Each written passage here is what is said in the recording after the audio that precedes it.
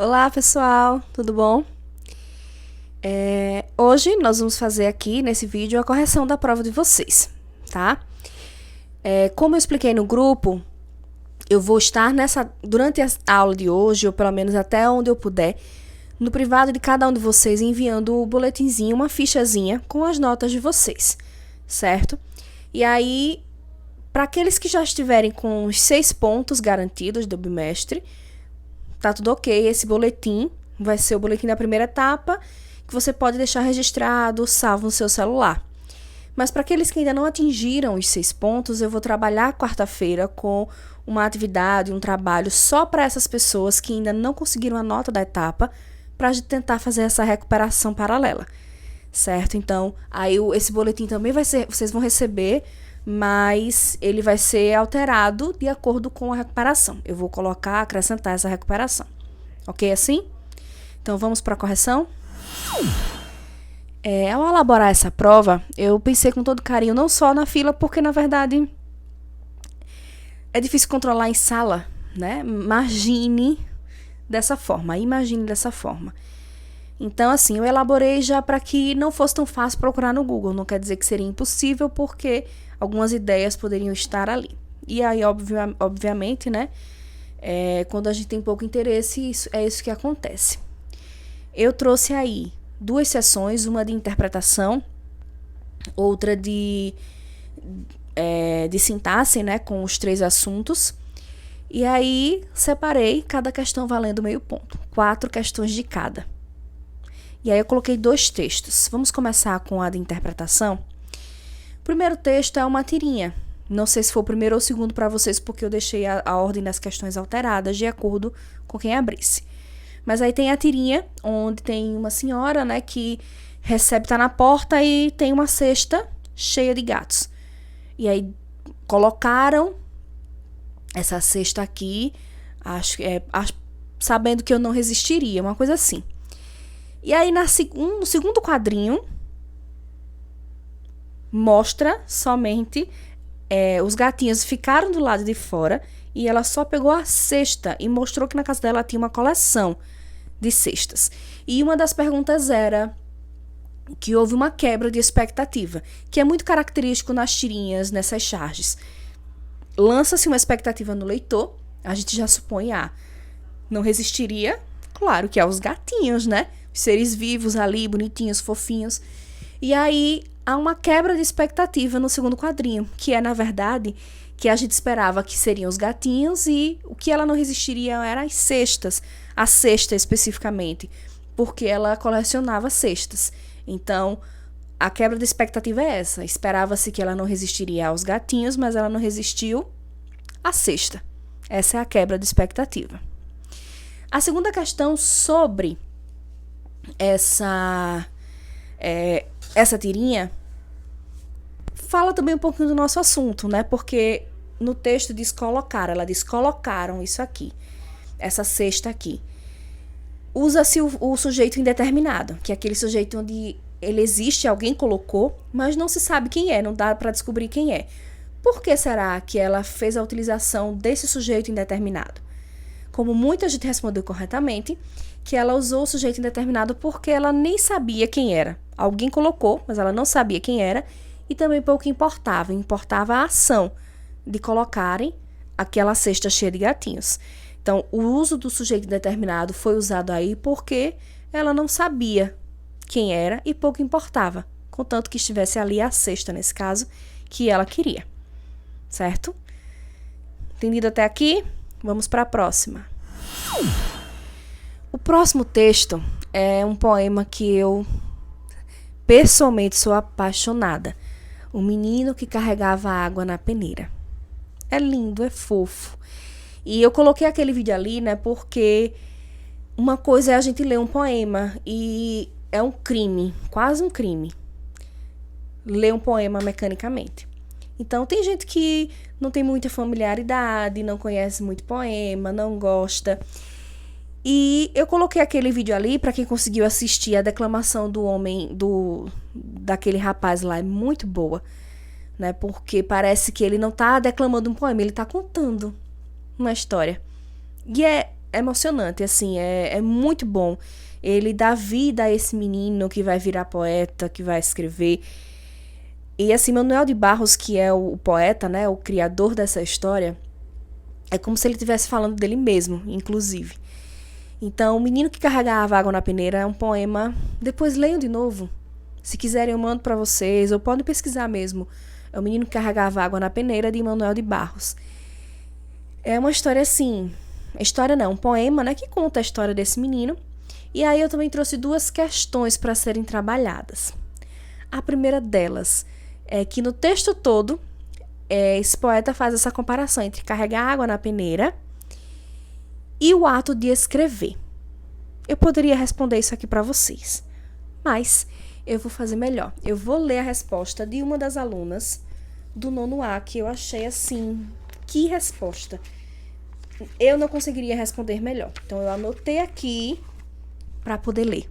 Prestem atenção, por favor, certo? E é um tipo de resposta que eu sei que não foi buscado na internet, porque dá para saber, especialmente com interpretação de texto, dá para saber quando a resposta é uma cópia de algo encontrado na internet e quando é do próprio aluno.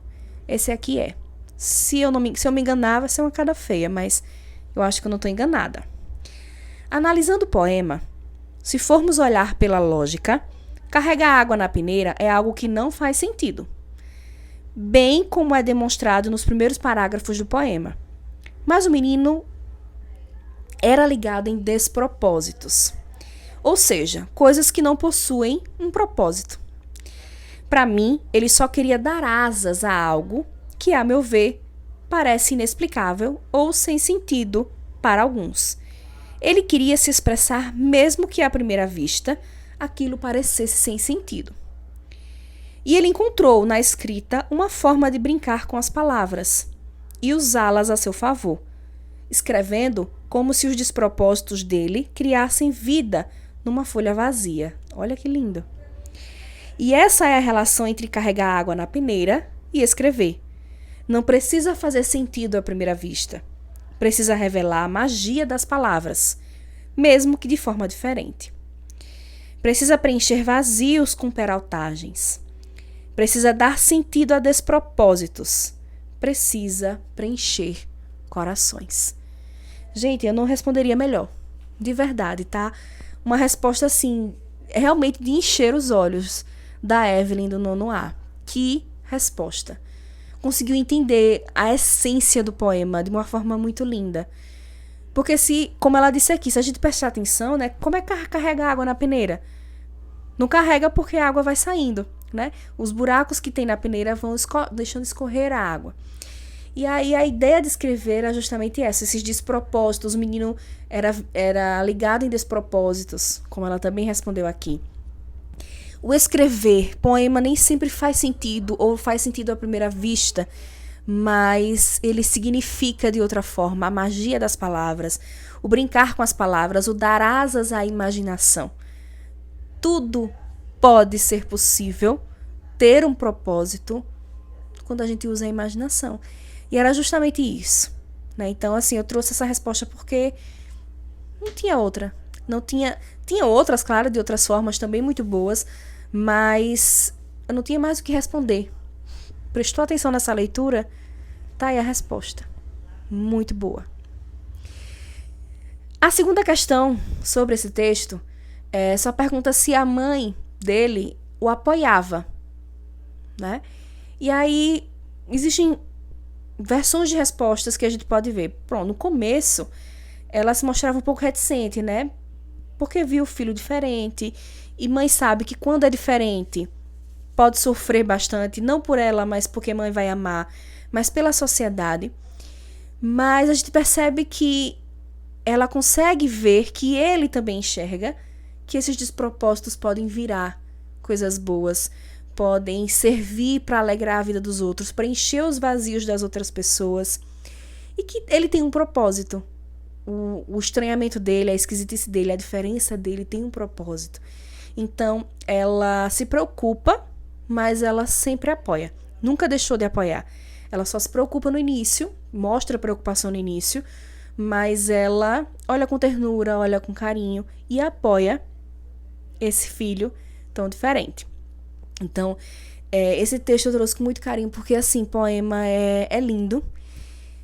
Eu vou trazer mais poemas, não só para a prova, mas para as nossas aulas em si, só para a gente ler, declamar,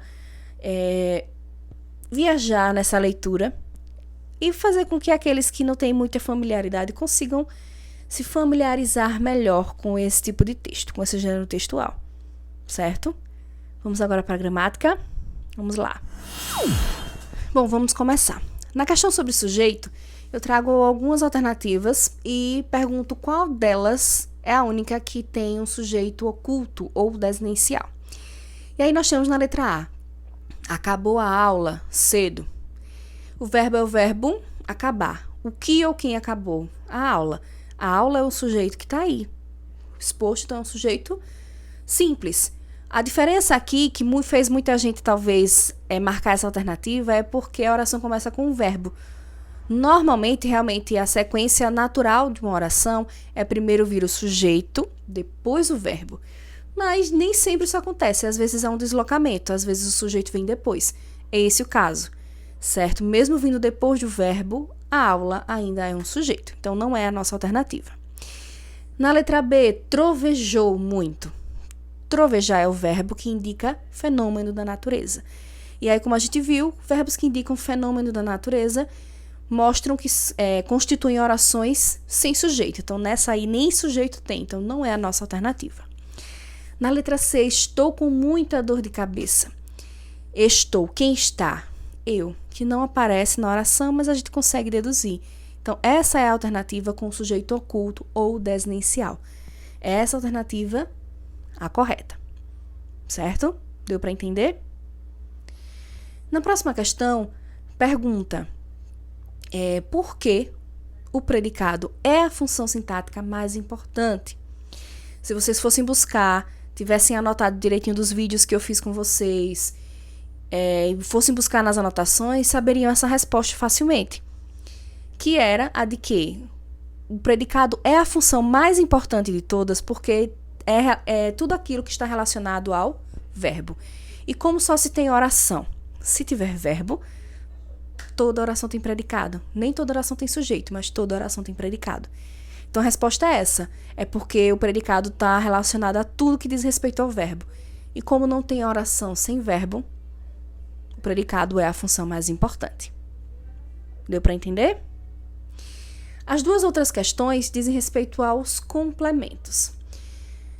A primeira delas pede para vocês responderem a diferença entre objeto direto e objeto indireto. Como os dois são complementos verbais, a diferença é que no objeto direto completa o sentido de um verbo sem um intermédio aí de uma preposição. Não se utiliza uma preposição entre o verbo e esse complemento. Já no objeto indireto, é necessário ter uma preposição aí que fique entre o verbo e esse complemento. Essa é a única diferença, tá?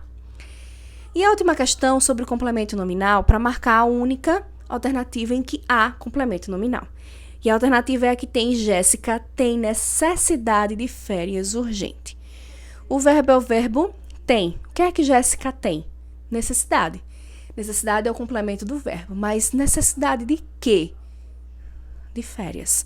De férias, então, é o complemento do substantivo necessidade, do nome. Então, de férias é um complemento nominal. É a única alternativa que tem o complemento nominal. E aí, com essa questão, a gente fecha essa prova, certo? Para quem não conseguiu acompanhar as nossas aulas ao longo dessa etapa, realmente teve dificuldade, especialmente nessas últimas questões. Mas a ideia aqui é que eu privilegie aqueles alunos que estão participando mesmo com dificuldade, certo? Por isso que eu vou fazer essa recuperação paralela, vou ajudar quem conseguir pedir essa ajuda, quem aparecer quarta-feira e durante o resto da semana, porque não vai ser só na quarta, vou deixar até o resto da semana, porque aí eu vou fechar a nota só nessa sexta-feira, certo? Dessa semana, porque aí eu espero quem for fazer na quarta, quem for me entregando até sexta, para que eu possa fechar essa nota e a gente conseguir fechar todo mundo com de 6 acima, certo? Qualquer dúvida, qualquer pergunta, sabem onde me procurar, né? Tchauzinho, até a próxima.